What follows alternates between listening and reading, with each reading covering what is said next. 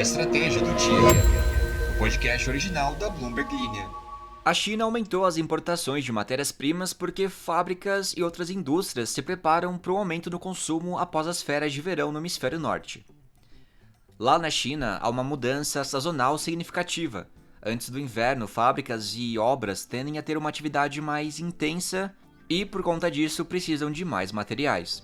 Tudo bem, mas o negócio é que as importações estão chegando em um momento em que a economia chinesa enfrenta dificuldades para superar uma baixa geral nos preços, o que está afetando a demanda e deixando os estoques altos. Tá, a China está importando muito mais matérias-primas. Como isso impacta a economia no geral? A gente vai ver isso hoje juntos. Vamos falar também sobre a Apple e Google, que perderam disputas judiciais bilionárias na Europa. E ainda vamos entender por que os argentinos estão tirando seus dólares que estavam debaixo do colchão e colocando eles nos bancos em volta de confiança ao presidente Javier Milei. E essa história de colocar dinheiro embaixo do colchão me lembra a história que minha mãe contava sobre o avô dela, o meu bisavô, Gabriel é o nome dele. Minha mãe conta que a família do meu bisavô, os dependentes dele, passaram muita dificuldade antigamente e um dia uma dessas pessoas viu que tinha muito dinheiro guardado dentro da vitrola da casa. Ou seja, o meu bisavô Gabriel estava guardando todo o dinheiro que ele recebia, ou maior parte dele, dentro dessa vitrola enquanto a família passava dificuldade. O que aconteceu? Eles destruíram a vitrola de raiva, pegaram o dinheiro e compraram muita comida. O que isso tem a ver com a Argentina e a política do Milei? Acho que nada.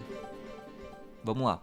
A Apple perdeu uma batalha judicial de 13 bilhões de euros sobre impostos na Irlanda e o Google da Alphabet perdeu um recurso contra uma multa de 2,4 bilhões de euros por abuso do seu poder de mercado. As decisões fortalecem o esforço da União Europeia de enquadrar gigantes de tecnologia dos Estados Unidos às suas regras. Mas aí, o que rolou entre a Apple e a União Europeia? O caso da Apple começou em 2016, quando a União Europeia mandou a empresa devolver 13 bilhões de euros à Irlanda.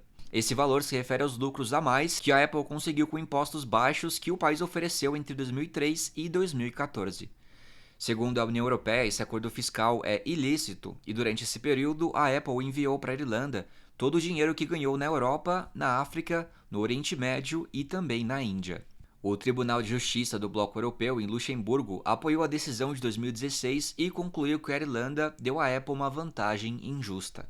A comissária europeia de concorrência, a Margrethe Vestager, comemorou a vitória em uma coletiva de imprensa em Bruxelas. Em outra vitória para Margrethe Vestager, a principal autoridade antitrust da União Europeia, o mesmo tribunal julgou que o Google se aproveitou ilegalmente de seu domínio da tecnologia de buscas para dar uma classificação mais alta a seus próprios produtos. Um porta-voz do Google disse que a empresa está decepcionada com a decisão do tribunal sobre seu apelo e que uma proposta de 2017 ajudou a trazer mais cliques a outros serviços de compras. A investigação da União Europeia sobre o Google fez com que outros países, como os Estados Unidos e o Reino Unido, também começassem a analisar a empresa. As autoridades da União Europeia esperam que uma nova lei, que entrou em vigor no ano passado, resolva o comportamento das grandes empresas de tecnologia, como as do Vale do Silício. A lei dos mercados digitais obriga essas empresas a não favorecerem seus próprios serviços em relação aos concorrentes. E esse é o legado de anos de disputa entre a União Europeia e o Google. Em um sinal positivo para Milei, os depósitos em dólar aumentaram 40%, chegando a 19,8 bilhões de dólares desde que ele assumiu a presidência em 10 de dezembro do ano passado. Esse é o valor mais alto desde o final de 2019, segundo o Banco Central. Apesar de os argentinos ganharem pesos, as contas poupanças nos bancos costumam ser em dólares americanos. E esse é um sinal de que os argentinos estão confiando no presidente e que gostaram do seu programa de anistia fiscal. Ou seja, estão confiando que ele realmente não vai cobrar impostos sobre esses dólares que saíram do colchão e foram para os bancos. A volta dos dólares ao sistema financeiro é uma boa notícia para um país que enfrentou várias crises por falta de reservas em moeda estrangeira. Isso também deixa Milei mais perto de cumprir uma de suas promessas de campanha, que é dolarizar a economia, que é algo que parece bem distante na Argentina. O ministro da Economia, Luiz Caputo, disse em um podcast que, abre aspas, a anistia vai acelerar a livre concorrência entre as moedas, fecha aspas, e que essa medida não tem como objetivo arrecadar impostos. Os depósitos aumentaram em 5,7 bilhões de dólares desde que Milei assumiu, sendo que 1,4 bilhão de dólares veio após o governo lançar um programa de anistia fiscal em 17 de julho. Os bancos por lá já abriram cerca de 100 mil contas para esse programa e esperam receber pelo menos 2 bilhões de dólares, segundo fontes. A lei aprovada em junho como parte de uma reforma econômica maior permite que as pessoas declarem até 100 mil dólares que estavam fora do sistema sem pagar taxas. Valores acima disso serão sim taxados em 5%, mas se o dinheiro for usado em investimentos como títulos ou imóveis, pode ficar isento de impostos. Os argentinos têm até março de 2025 para declarar seus dólares, mas depois disso os impostos sobre o excedente serão mais altos. Então, se você é argentino, saiba que o prazo é março de 2025. E para de ver esse podcast porque tem uma estratégia do dia da Argentina, tá? Chama La Estratégia del Dia Argentina. Ou não, também pode ficar aqui com a gente, seja bem-vindo. E qual é a vantagem para essas pessoas? É uma oportunidade dos argentinos de gerarem retorno sobre esses dólares que estavam lá parados no colchãozinho e de usá-los para comprar carros ou, sei lá, reformar casas. Aí você pode estar se perguntando nesse exato momento: mas tem tanto argentino assim com dólar? Bom, vale lembrar que estamos falando de um país com crises financeiras frequentes e impostos altos. Então, sim, é comum que os argentinos guardem dólares em espécie. Embora o fenômeno reforce as reservas do Banco Central, os passivos da instituição permanecem maiores que os ativos. As reservas líquidas estão em níveis negativos em cerca de 6 bilhões de dólares, de acordo com a corretora local PPI. Gente, como que faz pra falar da China sem ficar com a música do pé de chinesa na cabeça? Eu sei que é péssimo explicar meme e coisas da internet, mas tem gente que não vai saber e é pior ainda não explicar, né? Bom, pé de chinesa é uma novela fictícia que tá rolando na internet. Não sei quem ou porquê criaram essa ideia de que vai lançar uma novela da Globo, estreada por Jade Picon e Davi Brito, que se chama Pé de Chinesa. Criaram toda uma fanfic em cima disso, tem música, tema, tem abertura, é tudo falso, claro, mas não deixa de ser engraçado como as pessoas são criativas. Como eu comentei no começo, a China está aumentando as importações, especialmente de petróleo e soja, isso para atender o pico da demanda da indústria do país. As importações de petróleo aumentaram 16% em relação a julho, chegando a 49,1 milhões de toneladas.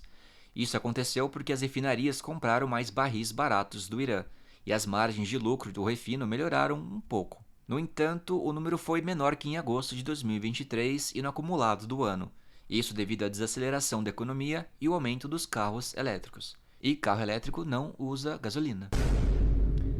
As importações de soja chegaram a um recorde de 12,1 milhões de toneladas graças à chegada de grandes embarques do Brasil feitos no início do ano.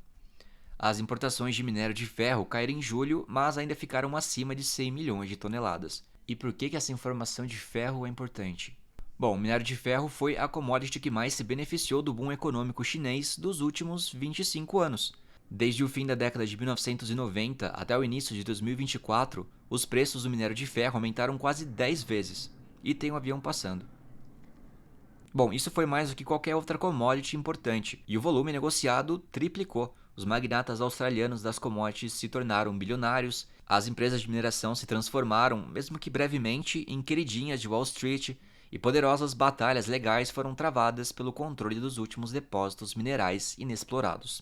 Só que agora tudo acabou. O maior boom de commodities do século XXI chegou ao fim. A China o inflacionou e a China também o derrubou. Os estoques nos portos estão no nível mais alto já registrado.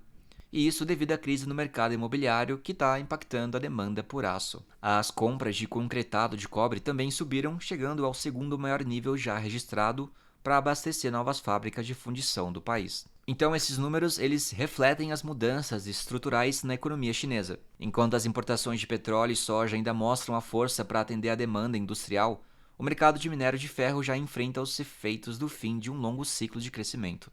A desaceleração econômica combinada com a crise imobiliária e a rápida transição para tecnologias mais limpas como veículos elétricos está redesenhando o cenário das commodities na China. E isso sinaliza um novo capítulo para a economia global que deve se ajustar à queda de demanda por matérias-primas que em outros tempos alimentaram o boom da China. E vamos ler alguns comentários do episódio passado. No último episódio perguntei qual que é o modelo de trabalho de vocês. Se se vocês trabalham remotamente ou presencial, porque eu queria saber se vocês já tinham pensado em ser nômades digitais, porque a gente falou de Portugal no episódio passado, quem ouviu, ouviu. E vocês comentaram. Fernanda diz, trabalho presencial em uma empresa de saneamento, mas uma vez ou outra saio da sede para não surtar. Daí surto em campo, pois não aguento 2 minutos no sol. Eu de verdade admiro muito quem trabalha em campo, eu também não aguentaria 2 minutos no sol. Gabi Ribeiro diz, meu trabalho é 100% presencial, sou bailarino. Aí fica difícil mesmo trabalhar remotamente. Celine diz, meu trabalho é escravo pro max. 7 da manhã até 3h33 da tarde presencialmente, com direito a VA, Gympass, cesta de alimentos e algumas metas que pagam uma esmola a mais. É isso aí, o famoso CLT Premium. Sonho de muita gente. Graciele Vicari diz, trabalho 100% presencial e confesso que prefiro assim. Trabalho no ramo agro e fico na parte administrativa financeira. É sempre bom ver gente adepta a esse modelo, você deve ser bem agradável, você deve ser bem legal para se estar perto do escritório se você gosta tanto. A Mani Quadros diz, infelizmente sem trabalho por enquanto. Pô, Mani, no próximo comentário fala o que você faz, conta a sua experiência profissional. Vai que tem algum ouvinte com uma oportunidade de trabalho. Já imaginou a estratégia do dia versão LinkedIn Premium? Aí ela continua, mas vim só pra falar que amei e achei tão fofa a voz da namorada do Alan. Ela vai ficar bem feliz de ouvir isso, a Mani, se ela ouviu o episódio de hoje. Euler diz que é programador e trabalha híbrido 4 vezes home office e 1 no escritório. É um modelo interessante e eu fico curioso para saber qual dia da semana você vai para o escritório. Se você vai na segunda ou no meio da semana, ou se você deixa para sexta-feira para ir com um clima melhor. Gustavinho diz, sou atleta profissional de natação, tenho 10 treinos na piscina semanais e 3 treinos na academia. Então eu vou presumir que é presencial. E 1214262878, por favor, muda o nick, é muito difícil falar o seu nome. Diz, trabalho com planejamento financeiro em uma multinacional do ramo de indústria de bens de consumo e tenho a opção de ter uma rotina híbrida, porém prefiro ir ao escritório e aproveito essa flexibilidade quando preciso. Maravilha!